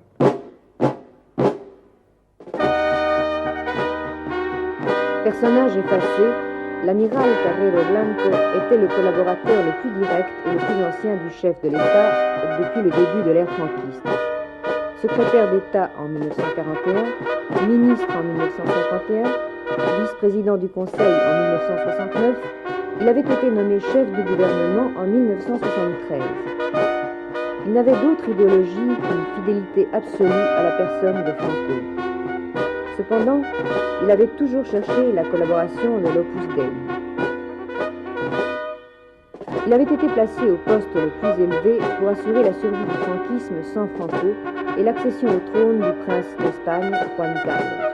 Mais le destin... Bere asto itxugaratik guko groditzen genion. Bekein nagozo beteak zituen eta hilez joziezen Carrero. Serrano karrika zegoen Elizara goizero behatzitako mesetara joaten zelako berri iritzi zitzaion gure erakundeari. Mikel eta ni joan ginen Madrilera. Azeran, pentsio batean gela batzu alkilatu genituen. Dokumentazio faltzoa genituen, identifikatzeko txartela eta bar. Guztia ongi zegoen. Vivían hermanos Becker, en el número 6, creo. Coño, parecía imposible que fuera tan fácil una personalidad así. Miramos en un mapa la situación de la calle y vimos que estaba a un paso de la iglesia. Entonces empezamos a rastrear la zona y descubrimos que en la calle Claudio Coello alquilaban 2 sótanos. Visitamos el 104 de Claudio Coello y decidimos que fuera Iker a hablar con el propietario. Como ya teníamos una idea de lo que queríamos hacer, es decir, un túnel, yo me inventé una profesión que permitiese hacer ruido sin llamar la atención: escultor. En el sótano había un váter, una cocina, un armario muy sucio con medicamentos, una lavativa, 4 discos de Polanca viejos y 2 camas. El trabajo en el sótano se empezó el día 7 de diciembre. Lo más duro fue el primer tramo. Cada vez nos desanimábamos más. Quitábamos un ladrillo, aparecía otro. En cuanto dimos con la tierra, empezó a oler a gas. Era insoportable. Y luego, después de llevar unos 4 o 5 metros de túnel, hubo una especie de desprendimiento y se oía todo lo que pasaba en la calle. Con gran resonancia. Más que los coches, los tacones de las mujeres, la gente que pasaba por la acera. Decidimos llevar una pistola para pegarnos un tiro si nos descubrían. Cuando terminamos el túnel, Iker estaba obsesionado con la idea de comer un plato de angulas para celebrar aquello. Y John decía que no, que había que comerlas después si todo salía bien, pero no antes. Y el otro decía, oye, ¿y si la acción sale mal? Mejor comerlas antes. Al final fuimos al restaurante y se comió un plato de angulas. El día 20 nos levantamos muy temprano. Fuimos al sótano, todavía nos quedaba el trabajo de meter las cargas en el agujero, taparlo, hacer la instalación definitiva para estar listos para las 9 o las 10. Se metieron las cargas, los cartuchos se apretaron bien con el cordón detonador para hacer la explosión más efectiva, y pusimos la tierra encima y el cordón fuera. Entonces salimos, Javi y yo, vestidos de electricistas, con los monos. Conectamos los cables a la batería y los dos electricistas nos fuimos a Diego de León. Vimos salir a Carrero de su casa, y eso es una cosa que me impresiona mucho. La última vez que se va una persona cuando sabes que poco después te la vas a llevar por delante. Comentamos esto. Miquel dijo que a él le ocurría algo parecido, y que en la iglesia, cuando le observaba, había pensado. Lo comentamos y recuerdo que añadió que cuando ellos asesinan a nuestros hermanos, a los obreros, a los que luchan, ni tan siquiera se paran a pensar nada. Le vimos salir del portal, meterse en el coche. Le seguimos hasta la iglesia. Al pasar por la esquina hicimos una señal, una sonrisa a los compañeros, que era lo convenido, para que supieran que el logro estaba en misa y que iba a pasar. Después, a las 9:25, un chaval de unos 16 años a pedirme fuego. Fíjate que yo estaba con la mano en el detonador, con todo ya conectado, y el chaval pidiendo fuego. No sabía dónde tenía las cerillas ni nada, pero no le quería dejar así y se lo di. Y a los 2 minutos, otro chaval, un poco más pequeño, lo mismo, a pedir fuego. Se fue y al poco vi que John miraba fijo al final de la calle, y me quedé pendiente de él. Entonces vi aparecer el coche en Juan Bravo, vi los coches que venían, el suyo y el de la escolta. Cuando llegaron a la altura del coche nuestro, Javi me dijo, ahora.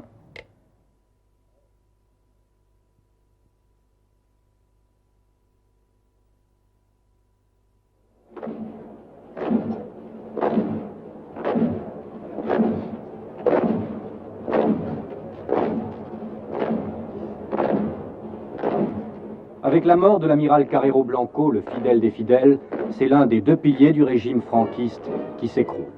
Pour éviter toute possibilité de manifestation, le gouvernement espagnol a décidé d'enterrer très vite l'ancien chef du gouvernement. Aujourd'hui, le prince Juan Carlos reste seul. L'amiral Carrero Blanco aurait dû l'installer en douceur sur le trône d'Espagne après la mort de Franco. La courroie de transmission est donc cassée. Jamais depuis 20 ans on avait assisté en Espagne, à l'occasion de ses obsèques, à de telles manifestations franquistes.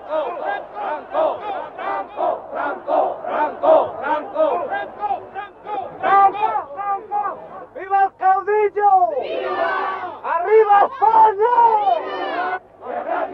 Réveil des passions, des haines et des vieux souvenirs, en tout cas le général Franco, à 81 ans, a repris les rênes du pouvoir. Attentat sans précédent dans l'histoire de l'Espagne car il implique une formidable organisation de ceux qui l'ont mis au point. Quoi qu'il en soit, beaucoup d'Espagnols, traumatisés aujourd'hui par l'événement, prévoient des jours très sombres.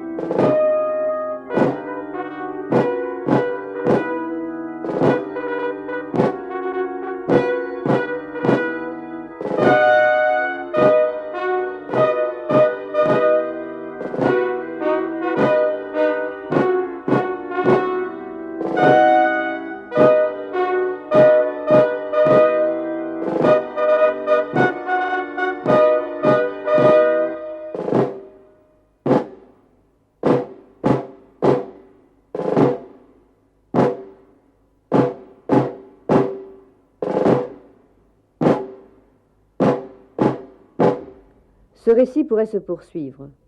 Il faut bien pourtant l'arrêter.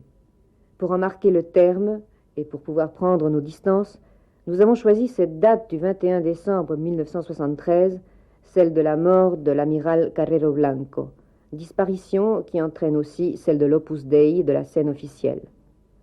Sur le moment, elle parut importante, décisive. Avec le recul, elle devient un incident, une péripétie dans une trop longue histoire. Il est vrai qu'en Espagne, depuis près de 40 ans, les principaux événements prometteurs de changements historiques ont été ramenés au rang de simples faits divers, noyés avec le temps dans l'immobilisme du régime. Sí. Juro lealtad al jefe del Estado. Sí. Juro lealtad al movimiento nacional y demás leyes fundamentales del movimiento nacional y demás leyes fundamentales del reino. Leyes fundamentales del reino. Sí. Juro lealtad al jefe del Estado y al movimiento nacional y demás leyes fundamentales del reino.